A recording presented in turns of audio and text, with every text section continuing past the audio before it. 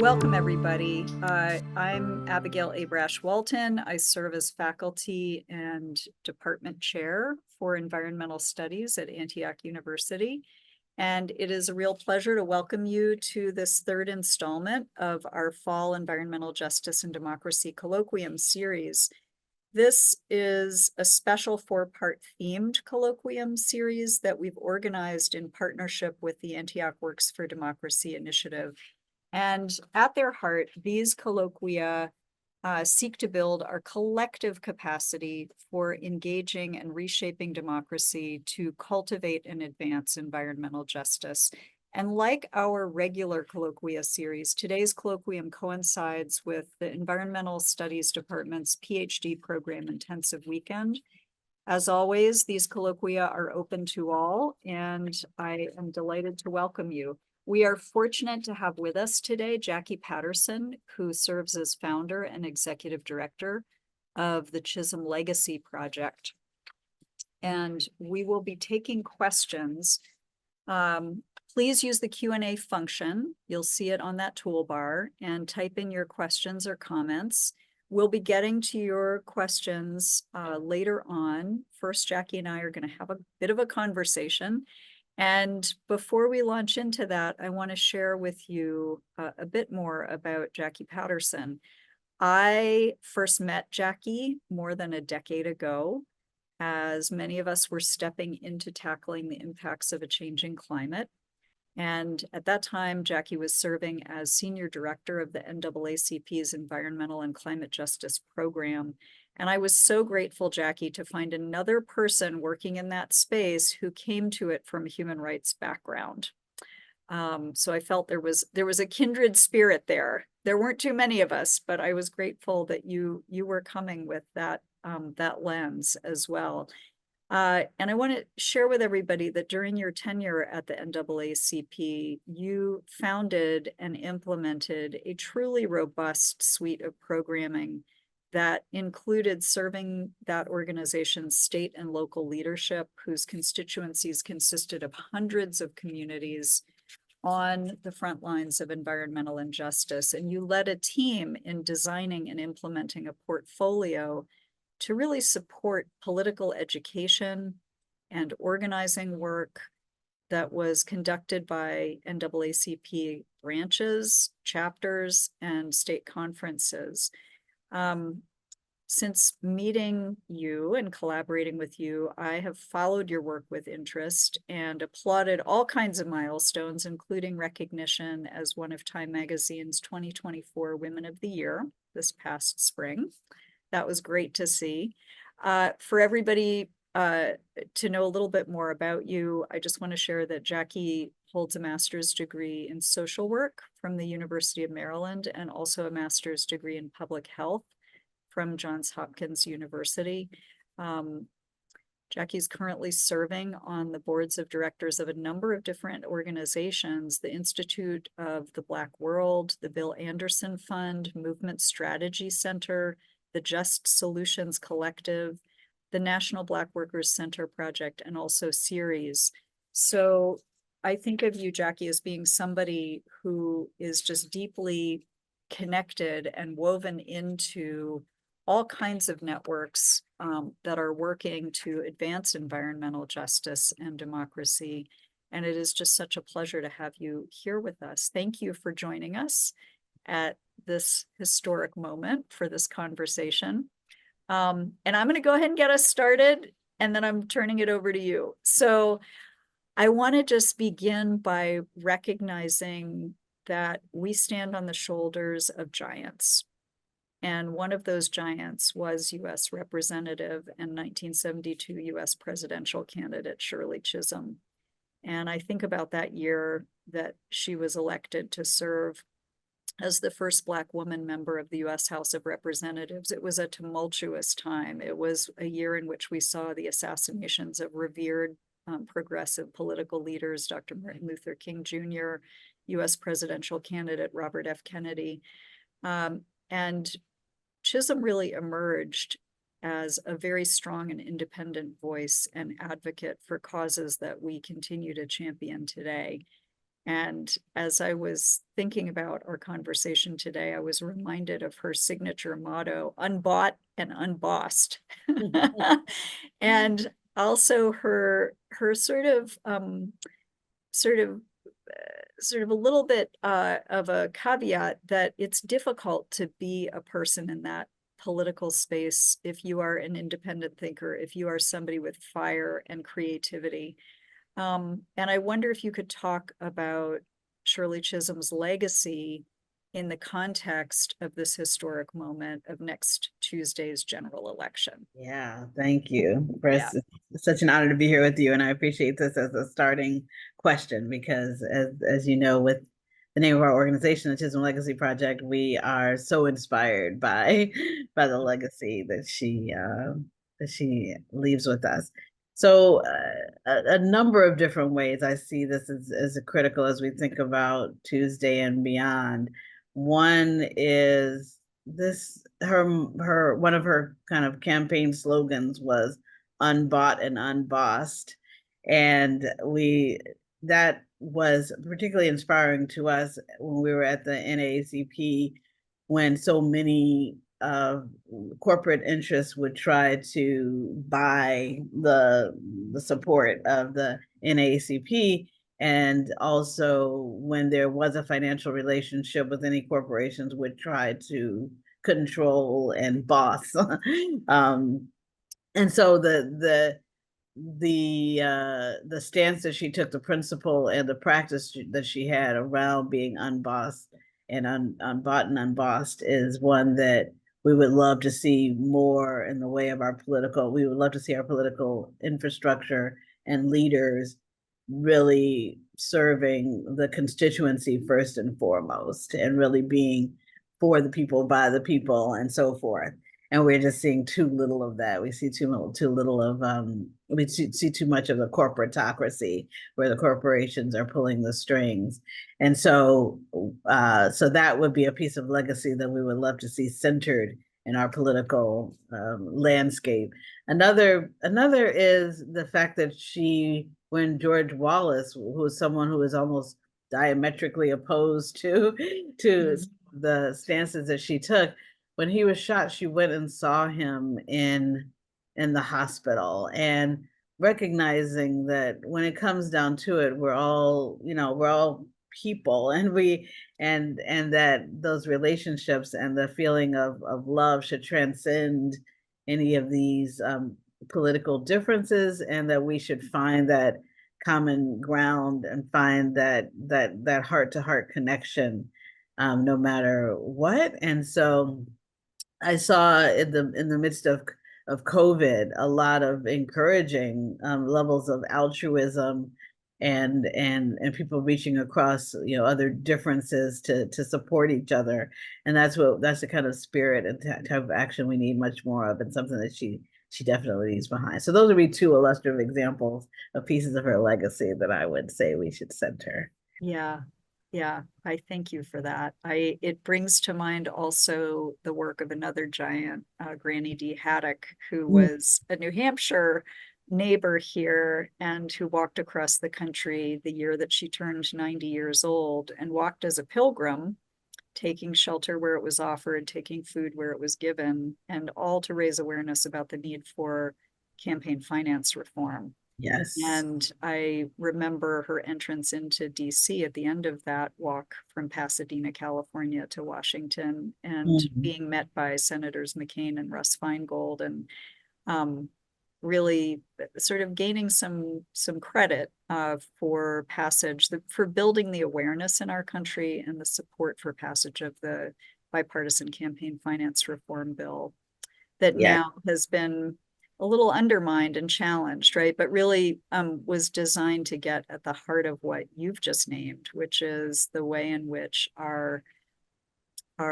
system, our economic system, puts up money as a form of speech, and dynamics in which, a lot of good community-based organizing, a lot of really strong progressive organizing sometimes is challenged by entities that want to profit or sort of greenwash, we would say, or, there are other kinds, other colors of washing, right?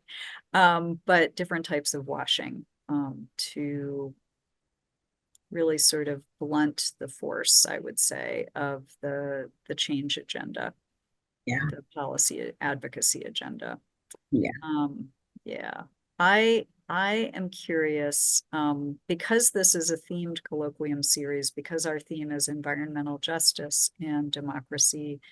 I wonder at this point, you've been, doing this work for a long time.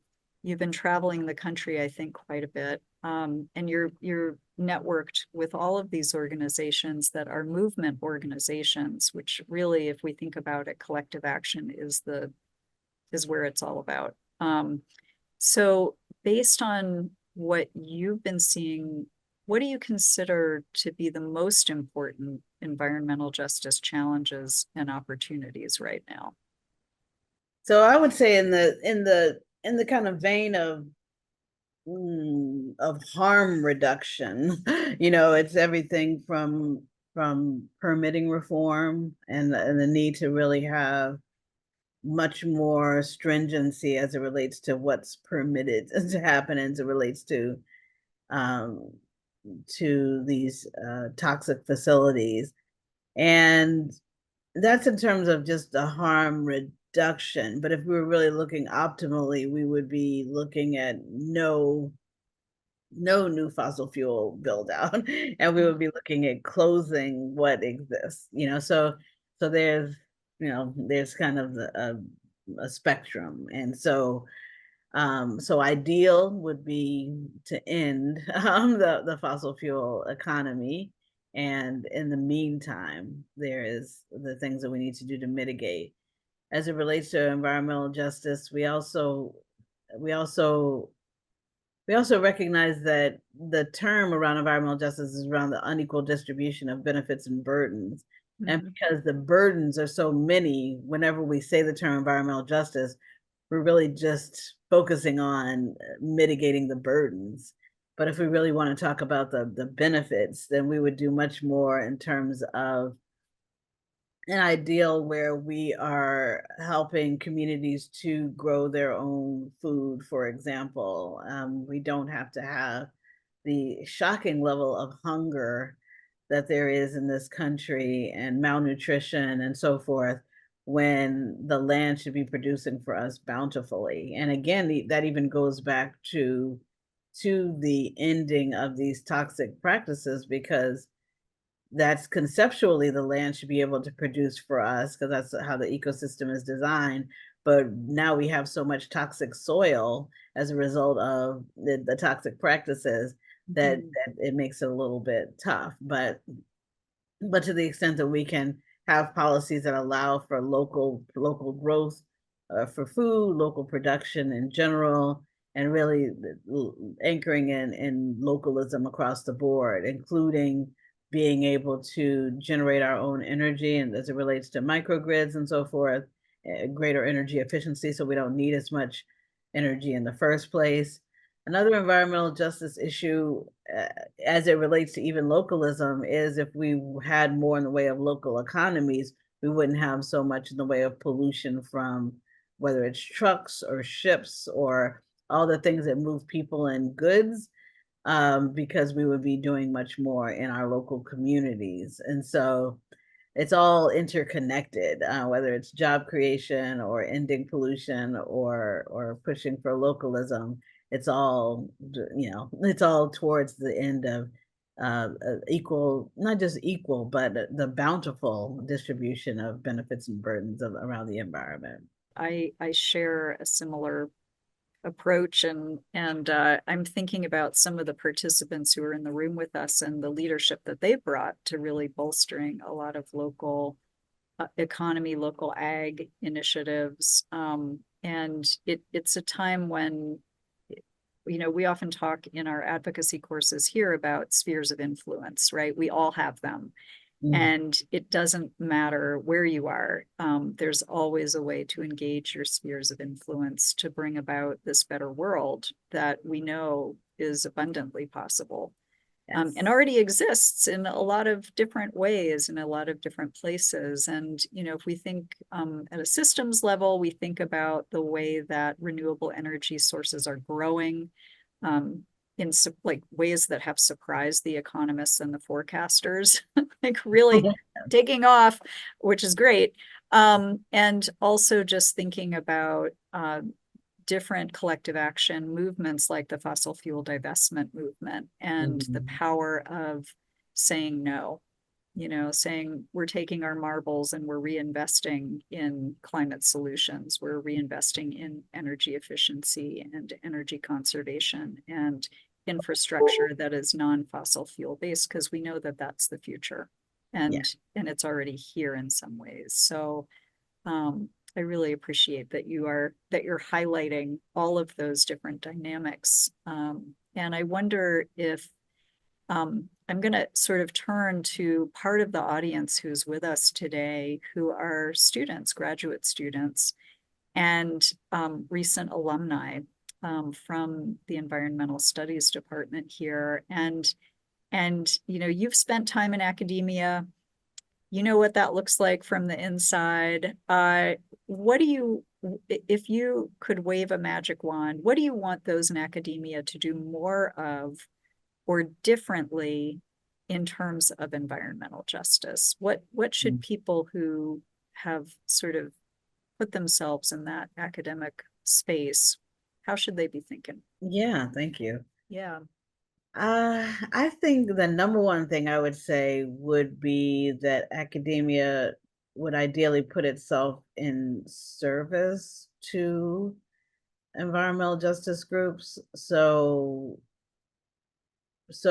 as opposed to coming into a community and raising an albeit, legitimate concern or issue to look at, um, instead really going into community and say, here we are, we have these resources that are available, not financial resources necessarily, but our kind of time, our expertise, our da, da, da.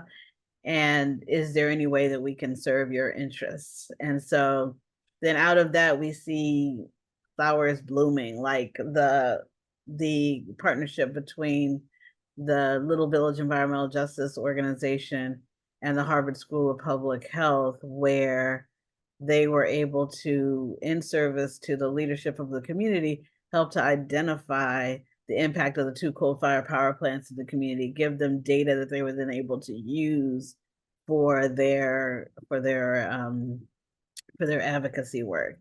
I think about partnerships like the Indiana University partnering with communities in East Chicago, Indiana, where they train community youth to actually collect samples and analyze their water, their air, their soil, so that they can then take action on the toxins that were affecting their community in terms of lead and arsenic. So really going to communities and saying, what can we do for you? Yeah. Yeah. How can we help? How can we be Right. of service? Exactly. Yeah. Yeah. Centering the communities really at the heart of the research agenda, right? Yes. In a form of participatory action research. Yeah. Yeah. Strong support. Yes. Yeah. Could you talk about sometimes the way that media presents this political moment for those of us who live in this country right now or in other countries around the world, sometimes the way that media presents our current situation can be a little hard to hear or watch. Mm-hmm. And some of the figures that we see emerging, talk about possibilities for the aftermath of next week's vote and what could be happening. We've heard a lot about Project 2025. There was actually a session as part of the Antioch Works for Democracy series looking specifically at the elements of Project 2025. And I guess I would love to hear from you sort of how you interpret what's happening right now and possibly where your sources of inspiration and joy come from. Yeah. Yeah. I so I will say that my sources of inspiration and joy come from the fact that there are communities that recognize that they're that recognize that they have the power to for their own self-determination, and that they not only have the power to build for themselves. I met this fellow named Jacobo, who lives in North Dakota, and he is with the Hopi Permaculture Institute. Oh, yeah. Oh, okay, yeah, you're familiar. All right. Well, I'm very familiar with permaculture. Okay, yes, well, permaculture, Yeah. yes. And so, Yeah. and so they have an awesome, gray water system, passive solar, a bountiful farm, and they're really engaging around in a way that is in harmony with the earth, but also provides bountifully for their community, and their whole family is a part of kind of way making for this kind of regenerative way of living. And we talked about ways that they could help to model and train other communities, so that we know that yes, there's impacts to what happens in the federal system, and also there's ways that we can endure and thrive if we build our local economies in these ways. And so that is what gives me inspiration and joy, to be able to be a conduit for that gospel. Yeah. um Yeah. yeah. And do you find people are receptive when you're taking that around the country and talking with people about permaculture principles and these real examples like the one that you just shared of people who are, from a Gandhian perspective, right? Building up the things that we want to see more of, Yeah, not just resisting what we don't want to see, but really the other side of the coin, which is that right. constructivist agenda. Yes, definitely. And yeah, I am definitely seeing people receptive. I'm seeing, yeah, so many, like there's what I'm doing as I go, but I also see, other folks who are sowing these seeds and seeing them absolutely blossom. So from like the Solidarity group in Highland Park, and all the ways that they're creating new futures for themselves. Parable of the Sower in California. Like there's so many, way too many to name, people who are leaning into these principles and practices. And Yes. Yeah. mhm. Yeah. And I think that's an amazingly inspiring and joyful thing, is that, as you say, too many to name, Yes, right? They're there. They're yes, all around. And it's a question. I often talk to grad students here about find your people, yeah, find your people. They're out there. Go yes. find them, because Mhm. it's the long haul. And sometimes you just need to, when times are tough, you got to be with your people. You got to be with them when you're celebrating the good times too. But it's really about the journey. Um, and I really appreciate that you are, as you said, sort of spreading that gospel of Mhm.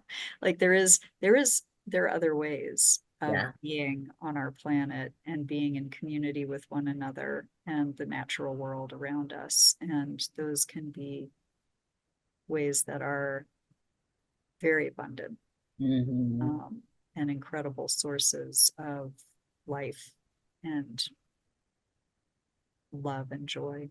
Yeah. Yeah. I actually met my husband at a permaculture design certificate course Oh, nice. at the Accidental Arts and Ecology Center. Oh, yes. That was a long time ago. That was 1997. Wow. But you know, when I think, and it sounds as though you've had this experience, you go into a place like that, in this case, you know, gardens at that time that were more than 25 years old, organic, 2 acres, of really intensive, organic agriculture, and the feeling of that place is palpably different from the areas around it. It's just humming, it's literally humming with life, Yes. and you can feel that energy, and also it's just beautiful, right? Hmm. Like visually stunning and Yes. delicious. Yeah, all of those things, and then Yeah. all the appropriate technology, ways of sort of creating infrastructure that is very sustainable and low impact. And I know you served as a Peace Corps volunteer. Um, was that sort of your first introduction to some of this? What do you think about when you look back on that time in Peace Corps? Yes. I would say my first introduction was really at home, where my Okay. yeah, Yeah. yeah, I mean, I'm Jamaican, so Yeah. my my dad, from the very, from as early as I can remember, he's Jamaican. My mom's from Mississippi, but from early as I can remember, he certainly always instituted this kind of relationship with the earth. My mom was always like, we, from again as early as I can remember, we were always growing in our backyard, whether it's cucumbers, we grew mint, we grew tomatoes, which the squirrels enjoyed more than we did. but but Growing yeah. up, growing up to share. Yeah. Exactly. Yeah. Yeah. So yeah, and always fostering a sense of community within our community as well, and like the whole notion of even like plate share, take a plate down to Mrs. So and so who's, broke her hip, so there was like always that sense of like community also as well. So Yeah, absolutely. And part of what we think about here is, and I think a lot of people who are tuning in to this, colloquium conversation think about, is how do you sort of scale that up, right? How do you create the policy environment or the conditions that support rather than suppress the emergence and thriving of those kinds of ways of being? And yeah. and I wonder how much that has been part of what you've looked at or, thought about or worked on. Yeah, definitely. So we put together this policies for the people database on our website, and it's based on just transition and Black liberation principles and practices. And it kind of says these are the ways that we can institutionalize so that, again, we support and not suppress. And so it's everything from how do we support community supported agriculture? How do we support microgrids? How do we support local water, like owning local water systems as opposed to privatization of water, which we're seeing increasingly. And so yes, we are really putting together a policy platform and lifting up the examples of where it's already happening and Yes. trying to, yeah, get it to Yeah. expand. That sounds like an amazing resource. So that is at the Chisholm Legacy Project website. Yes. Great. Okay. I think people will be able to find that on their own, but we'll be sure when we send out the recording from today that we include that as well, because having that kind of a database is such a useful, such a helpful thing for people who want a place to start. So I appreciate that a lot. I want to recognize that, you know, if Shirley Chisholm were alive, this would have been her centennial year. She'd be 100 later this month. Yeah. And if we look ahead, I mean, we can think about the past 100 years and all that that has brought. But as we look to the future, what do you see as environmental justice and democracy priorities for the next 100 years. Yeah, thank you. Yeah. I think first off, definitely, as I said before, ending the fossil fuel economy. I think that's critical. I think that building advancing both the policies that I talked about before that are now just like popping up as exemplary possibilities to make some of these policies the law of the land, whether it's universal basic income, whether it's, you know, all the different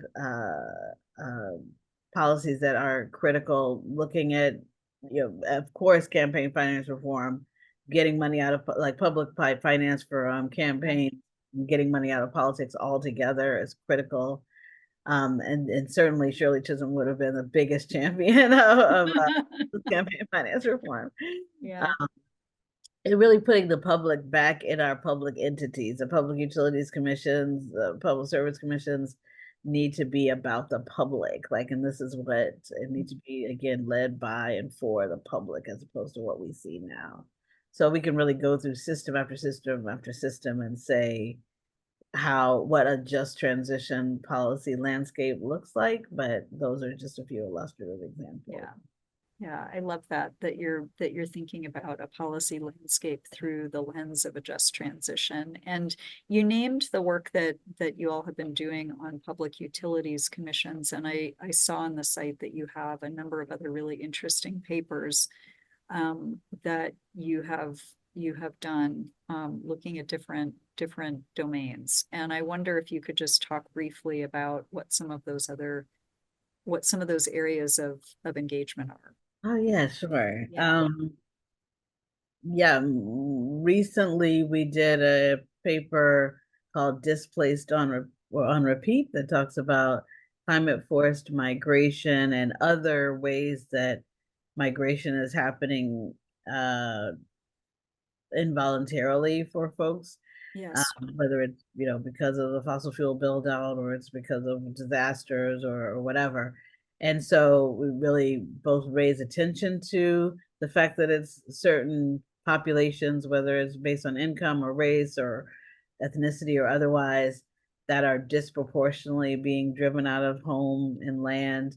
And then we lift up what policy and practice agenda could look like to mitigate that situation until we, you know, advance more of a broader just transition framework that would eliminate that Yes. as a situation. We also did a paper on gender justice, looking at the intersection of gender and climate, and how both in terms of disproportionately negative impact, but also in terms of leadership of femme identified persons in the climate justice realm and beyond. So that's we did a paper on looking at race in particular and climate justice, and we call it for short the 1545 paper, but it's 15 ways that Black communities are disproportionately impacted by climate change, but 45 ways that Black communities are leading on climate justice. So that again, we're not just pathologizing and saying, you know, all the things that are wrong, but also really saying the ways that whether it's women who are disproportionately impacted are leading and Black folks who are disproportionately are really leading more than, yeah. So, and they say the people who are closest to the problem are most equipped to design the solutions, and that comes first. Yeah. There are a couple of examples of some of them. Yeah, and I just saw a little heart emoji go up the Oh screen. yes. I think, yeah, I think people are happy to be hearing about all of this. And I wonder, you know, moving from sort of the solution finding and the leadership that is at the community level, moving up to the policy space and thinking about where there are allies, where there are champions.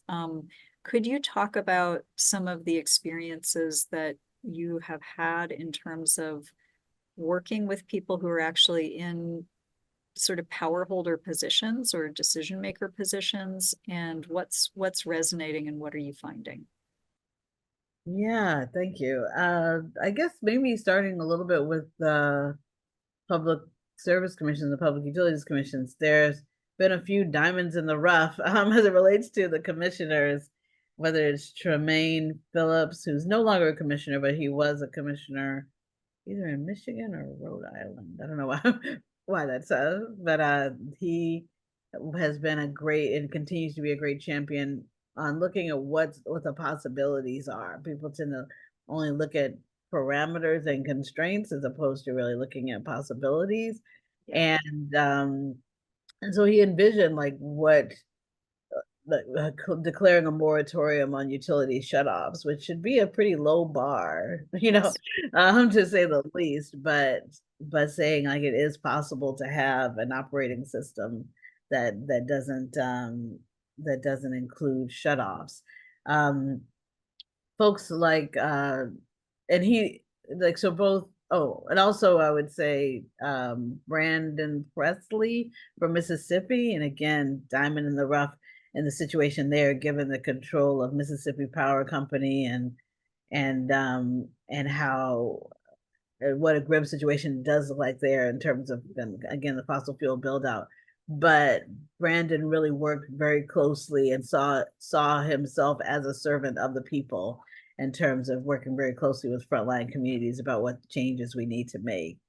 Um, in terms of folks who are in Congress, Cori Bush was a champion around rural and at a time when like too few people are really looking at like deep rural situations. And so everything from retiring coal debt for rural electric co-ops, which is something that most people don't even think of, don't even know it's a thing because they're not even thinking of that population and situation, but it's great. It's affecting millions of people.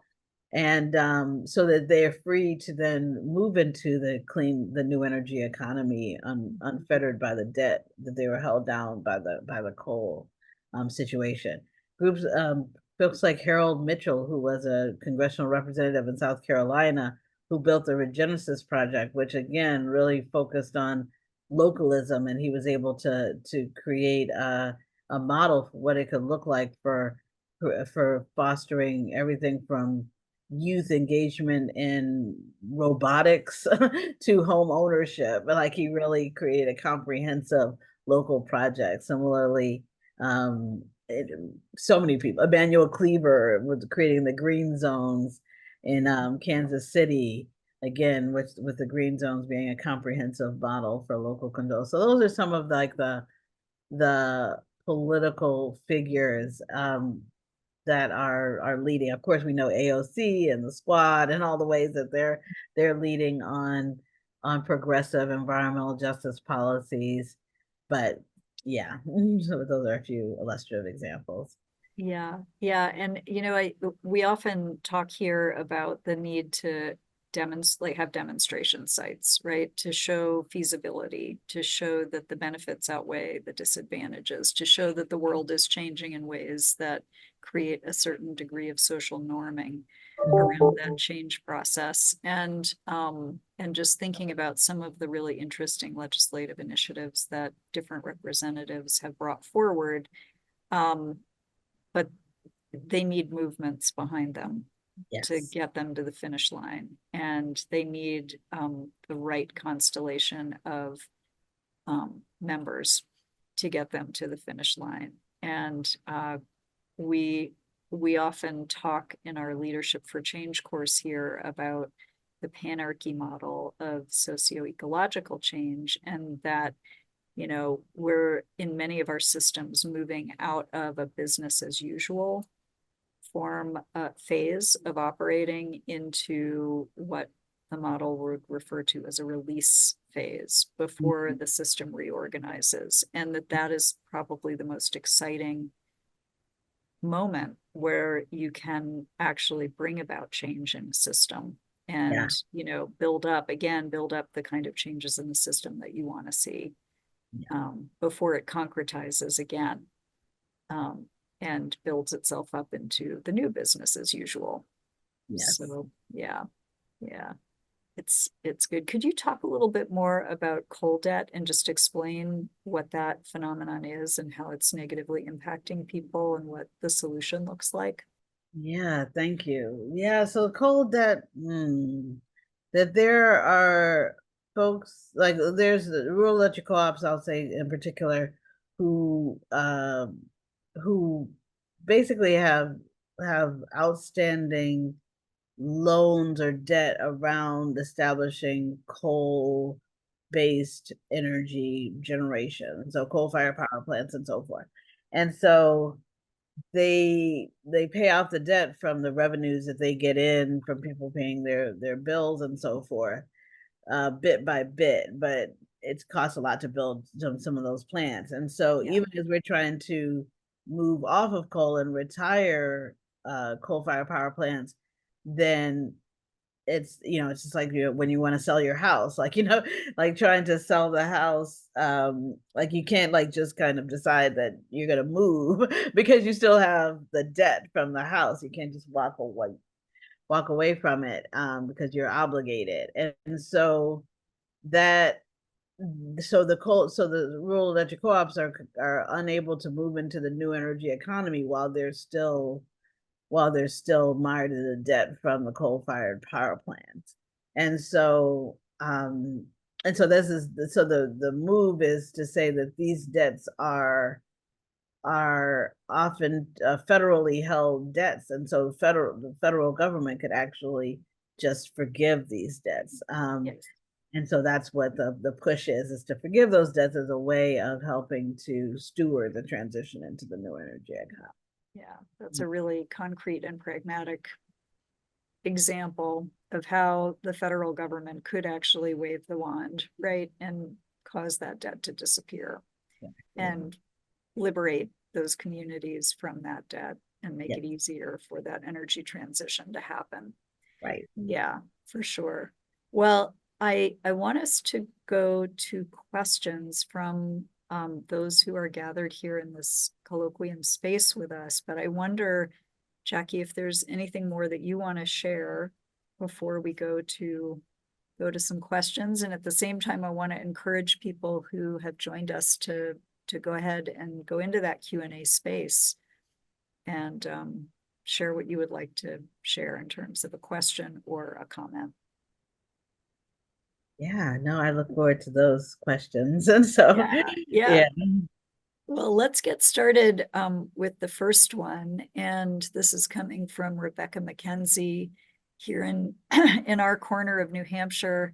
And Reb writes, what do you think about a public health approach to creating a trauma-informed social emotional resilience building educational program in the public school system as a systemic social justice way to address our warming climate and other social and ecological concerns? And here Reb is referring to the work of Bob Doppelt and the International Transformational Resilience Coalition, which includes some members of Congress as supporters, and Elaine Miller Karras's work of the Trauma Resource Institute. I know that's a mouthful, but trauma-informed social emotional resilience building educational programming Yes. in the school system. Yeah. Okay, good. Thank you. Yeah. So first off, I am one of the founding members of ITRC with Bob. So So big yeah. supporter. Yeah. Okay, great. Yeah. And secondly, we are actually about to put out teaching environmental justice in the classroom um, toolkit.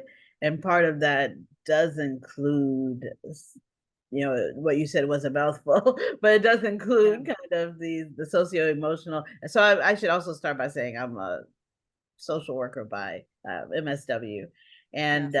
and so very very very attuned to these challenges and and opportunities to really build better pathways for emotional resilience. And so Yes, I am. I think it's a fabulous thing, and we are actively including it in our toolkit. And I'm so excited to hear you talk about it as well, Reb, because we need as many people talking about this as possible. Um, I don't know if you are familiar with Lisa Van Susteren, but she also has been, yeah, engaging around this as well. And I actually missed the opportunity to be a co-author of this book that they just put out on kind of mental health and climate called Climate Mind. So yes, thank you. Yeah, yeah, for sure. And I would imagine based on her prior work that this is really thinking about sort of the mental health dimensions of living in a time of a changing climate. Yeah. And how do we really strengthen Yeah. and support in those ways? Yeah. Thank you. Reb also writes, thank you, Jacqui, for the work you do! Exclamation point. And Caroline Bose writes, thank you for some inspiration! Exclamation point. Okay. Yeah, that's good. And I have another question coming in here. This is from Paula R. Buchanan. And Paula is asking, can you share more about the issues of public versus private water supplies and the built infrastructure that is used to supply water to households? So public versus private systems. Yeah. Um, so so we have a clear bias towards public systems, and to the extent that there are private systems, it's private as in community owned, and so kind of those are the private people, as opposed to some external entity that is privately owning with a profit margin. Only, yeah. So either collective ownership or or like municipally owned or so on and so forth. Yeah. And part of it is that we just don't like the whole notion of shutoffs is often based on the profit, even though we know it costs money to run these systems. And so but if there's also, in addition to the money that's needed to run the system, there's this kind of need for a profit margin to be included as well, that it increases the likelihood that people who are struggling within a system will be sacrificed by that system.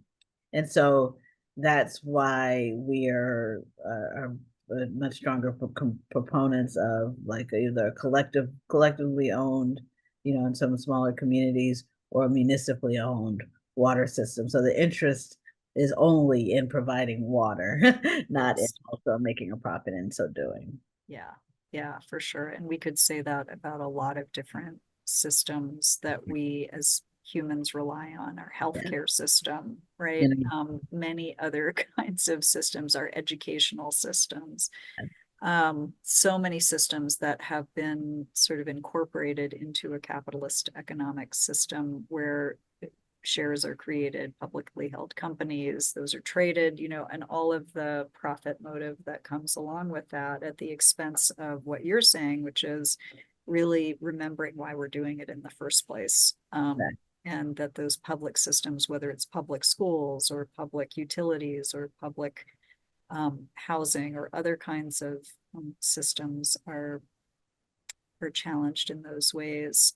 I want to go, we've got a couple more posts in the Q&A. Folks, keep them coming. This one comes from Kathy Buckley, who is writing, research suggests that progress can be made on an issue once a relatively small percentage of the population is aware and energized, along the lines of 3%.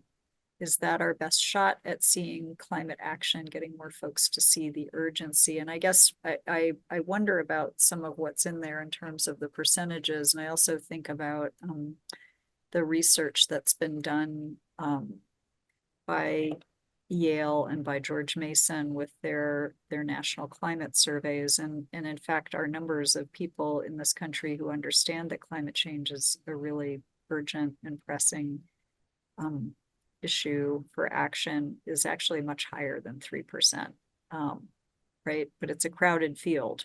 But how would you like to respond to that Yeah, question? yeah.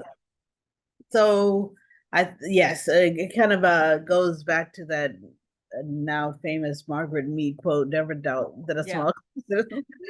small concerned citizens can change the world. Indeed, it's the only thing that ever has. I think it is true that, so I think that what we need is a combination of people feeling the urgency, but also people modeling the possibility. Because I think the problem is that the narrative that dominates is one that fuels the anxiety but not the solution, the solution making. And so Yeah. we need the folks who feel the urgency and also are advancing solutions and are able to capture the narrative in a way that says it's possible for us to live differently but still thrive in a new economy.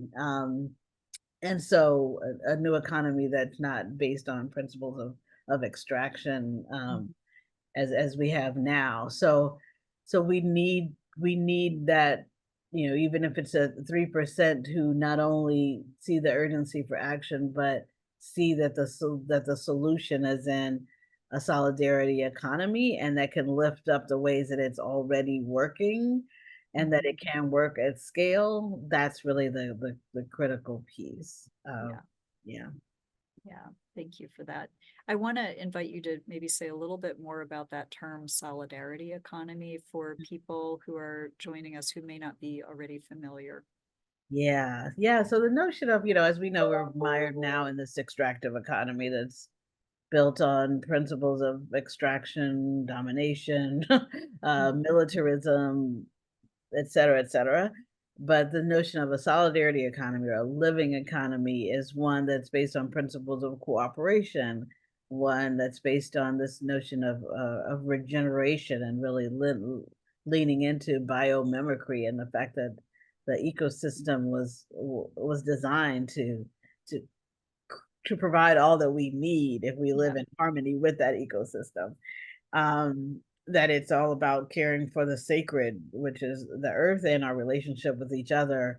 And it's about deep democracy, and really having representational governance that is again of the people, by the people, for the people. And so that's what the solid. And so all the different models we've been talking about of community ownership of this and and regenerative that, like all of that is solidarity. All the things. Yeah, Yeah. all the things. All the things. Who do you think is at this point, if people wanted to learn more, get involved in building up within their own spheres of influence, solidarity economy, who would you recommend? What are some of the resources that you would point to I, in terms of people who are doing the most interesting modeling or the most interesting thinking? yeah, I mean, I think Yeah. that, yeah, thank you. I think people could go to the New Economy Coalition, which consists of groups that are practicing the principles of the new economy. So of course, the Climate Justice Alliance. There's a group called the Solidarity Economies Law Center. So these are all places that are where there's a number of groups that are involved that are already living the solidarity economy. Yeah. Yeah. Great. There's a lot of appreciation in the chat, in the Q&A. Rebecca Eagle Malone writes, thank you for the biomimicry shout out. Of And course. Emily Federer writes, thank you for the extremely important information, exclamation point. Keep up the good work, exclamation point. Yeah, Thank you. there's just a lot of love, I think, from this audience. Thank you. About what you're sharing. And I love this thing that happens in Zoom now with these emojis that float up the screen. Yeah, they are. um, it's very fun. I like seeing that. Okay, I am seeing a few more things coming in through the Q&A. let's see here. Nache writes, new buzz of the century sounds like solidarity economy, exclamation point. Alice Sung writes, thanks, Jacqui. Always good to see you. Yes. Yeah, and then we have a post here from Chris Kevorkian. I appreciate your work. I also come from social work, specifically grief and death, and coined the terms environmental grief and ecological grief. I'm seeing so many people struggling with these issues, as well as those of our wild kingdom who continue to suffer because of human actions. Are you familiar with the Rights of Nature movement? Because while we look at marginalized populations, shouldn't we also include nature in that, since nature is suffering most, but has no voice in decision making? And I think about some of the very cool advancements that have happened in that space of the rights of nature in Spain, in New Zealand, in places where nature is actually being given the force of a legal personhood, a legal voice. Yes. But how would you like to respond to that? Yeah, no, absolutely. So the rights of nature work has been, as you said, so much stronger, so exponentially much stronger globally. So Yeah. we're heading off to COP29, the UN Framework Convention on Climate Change, Conference of Parties number 29. And like that is central in those conversations, particularly led by Indigenous folks. And so whenever we talk about the inalienable rights and the uplifting of rights, we talk about human rights, and then we talk explicitly about earth rights and the rights of Mother Earth every time. And so we recognize that, particularly those of us who are engaged either deeply in cross movement work with Indigenous folks, people who are engaged internationally, but domestically, it is largely absent from the conversation, except for then you have like folks who are just on the conservation side and they're just talking about conservation. So Yeah. it's just very few that talk about both as being inextricably intertwined. Yeah. Yeah, Yeah, we need more of that. more of that, so much. Yes, so much more of that. I am seeing also here from Caroline Green writes, coming from Duluth, Minnesota, I'm wondering about research opportunities. I am a master's student. Oh yes, absolutely. Feel free to circle back. 'Cause there are so many. Yes, so many opportunities. We have them with the Chisholm Legacy Project. We love to talk with you about that. Groups like Physician for Social Responsibility are doing a lot of research on the intersection of public health and climate change. Yeah, of course, there's many other universities that I can think of as well. So depending on who and where you want to do it, we can, if you reach out, we can definitely talk through the possibilities and get a better sense of the type of research you want to do, what kind of institution you'd like to be connected to, et cetera, et cetera. Yeah, for sure. Thank you. Yeah, we have two students actually in our master's program in the advocacy concentration who live in Duluth. So I Okay. think there's probably a good group of people. You could have your own affinity group there. Yeah. Yeah, for sure. Okay, going back to the Q&A, Alice Sung writes, I'm wondering what your feedback is on the Justice 40 program implementation thus far. This is, of course, the Biden-Harris administration Justice 40 initiative, and the benefits flowing to those intended at a minimum, and what you see that needs more improvement as we move forward. What are your thoughts? Yeah. Yeah. How's Justice 40 doing? Hmm. So, I mean, certainly some entities that have key connections with the very entities that are the focus of Justice 40, the quote unquote disadvantaged communities, have been supported, and we trust that those monies will start to reach those communities. my biggest concern, the communities that are on the furthest of the margins who haven't been benefited, whether it's been Ford or Carter or Reagan or Clinton or Obama, and up to Biden. Like there has been no like discernible difference in their lives whatsoever by any of the programs that have been implemented. And my concern is that there isn't like a bridge to those communities if they're not already kind of enfranchised, or they're not already part of some organization and so forth. So that's actually what a lot of the work we're doing now is mapping those communities, and organizers are going out to those communities. And in fact, I'm putting out an article that you'll see come out hopefully in the coming days. The title is How Did You Find Us? Because when we arrive in those communities, that's the most frequently asked question. How did you find us? And to have people living in this country that feel so lost, so bereft, so invisibilized. Disenfranchised. Yeah. Yeah, but those are the communities that we say that needs to be included in this disadvantaged community definition, and that they need to be prioritized as we build bridges to Yes. Great. Okay. A lot more in the Q&A. Some of it is not in the form of a question, but I'm going to just share them anyway. Our colleague here at Antioch Environmental Studies, Michael Simpson, writes, "Thank you so much, Jacqui. Good luck in breaking through at COP29. Paula Buchanan writes, just a comment, yes, capital YES on using tribal nation knowledge, exclamation point. Then we do have a couple questions here. Yulisa Morieta didn't quite catch the name of Lise Van Sustern's new book and was hoping that you could mention it again. Yes, it's called Climate Mind. Climate Mind. Yeah. Okay. By Lise Van Sustern as the editor, I'm assuming. And right. Yeah. Yeah. And also looking for other recommendations, any other books that you want to, or similar kinds of things that you want to share. Sadly, yeah, very sadly. Yeah, I know that there must be more, but I can't think of any others off the top of my mind.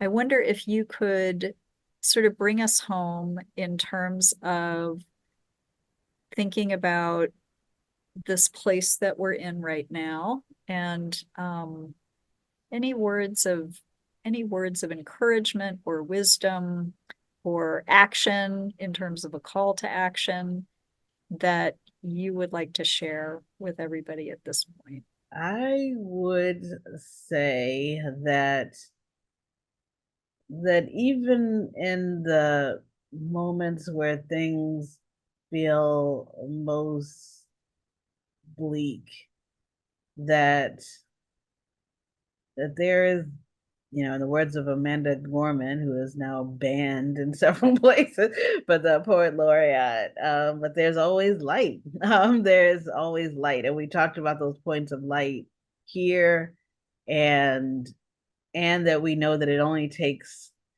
it really does only take a few to be those beacons of hope and possibilities, and that we ourselves on this call can be those beacons of hope and possibilities if we just lean into it and live the possibilities. There's like Jacobo and his Permaculture Institute, which I encourage everyone to take a look at, and others are showing us the way, and that and the earth is the person who enjoyed the shout out to biomimicry. The earth and its regenerative systems are showing us the way, and so we just need to follow the leader.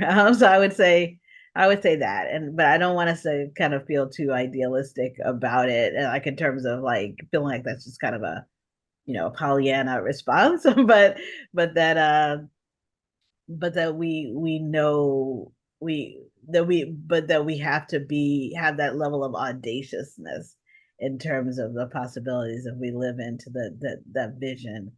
And yeah, like I've just seen where regardless of of what's happening that might seem dim if we press forward with a vision of what can be and what should be.